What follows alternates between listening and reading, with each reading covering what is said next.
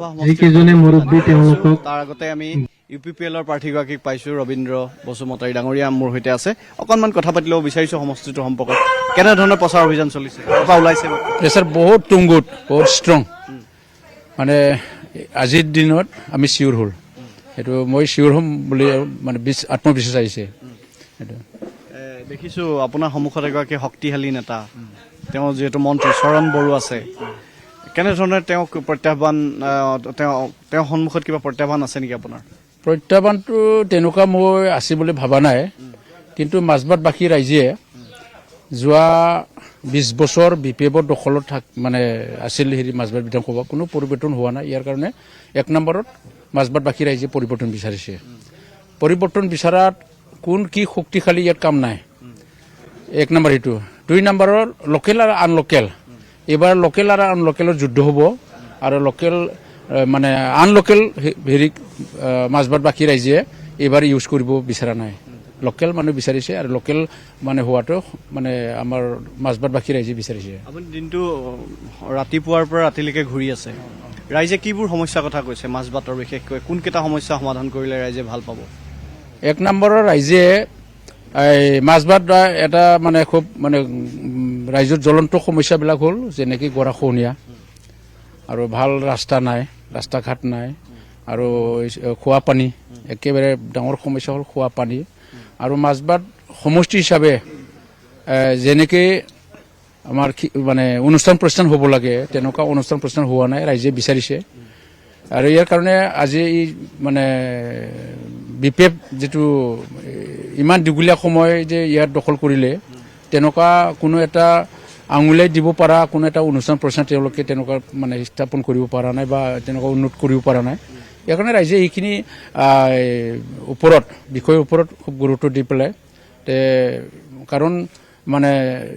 যি মূলাই মানে বাঢ়িব দুই পাতে চিনি পায় এইটো আৰু এদিন দুদিন নহয় 20 বছৰ 20 বছৰতো একো এটা এলপি স্কুল এটাও গঠন কৰিব নোৱাৰে স্থাপন নোৱাৰিলে হেঁতে তেনেকুৱা এটা মানে দল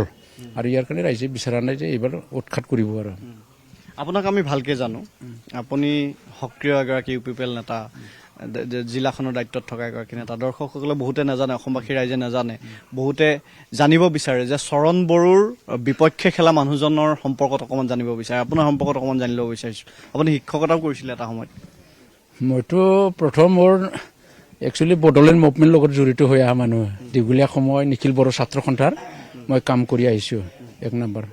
দুই নম্বৰত নিখিল বড়ো ছাত্ৰ সন্থাৰ থকা টাইমতে মই এটা আমাৰ সমাজত যিটো শিক্ষা অনুষ্ঠান লাগে শিক্ষা অনুষ্ঠান প্ৰয়োজন হোৱাত মই নিজে এটা শিক্ষা অনুষ্ঠান স্থাপন কৰি লৈছিলোঁ মই দীঘলীয়া সময় ইয়াত থাকিলোঁ এইখিনি সময় থকাৰ পিছত যেতিয়া মই স্বীকাৰ কৰিব লাগিব মই 3বাৰ ইলেকশ্যন খেলিছিলোঁ BTC 2বাৰ আৰু MLA এবাৰ তাৰপিছত মোৰ ইলেকশ্যন খেলি পেলাই শিক্ষকতা কৰাটো মই অলপ চিন্তা কৰি পেলাই কাৰণ মই এইফালে ৰাজনীতিও ঘূৰি থাকিলে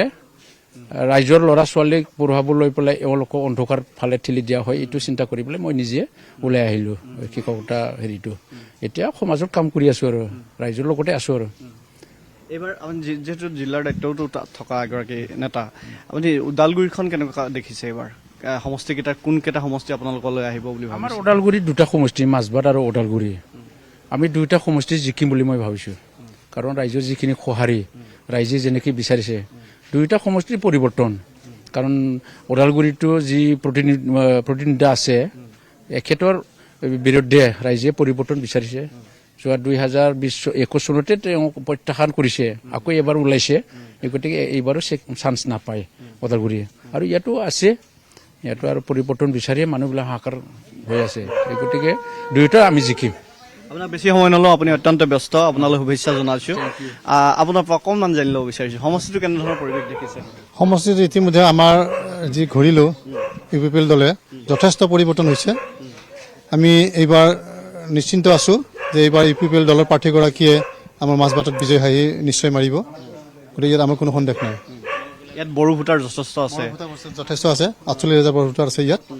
তাৰপিছতে নেক্সট আছে আমাৰ আদিবাসী ভোটাৰ 32,000 আৰু মুছলিম ভোটাৰ আছে তেনেধৰণে 28,000 পৰা 30,000 গতিকে এইখিনি এইবুলি যোৱা বুলি আচলতে তেখেতসকলে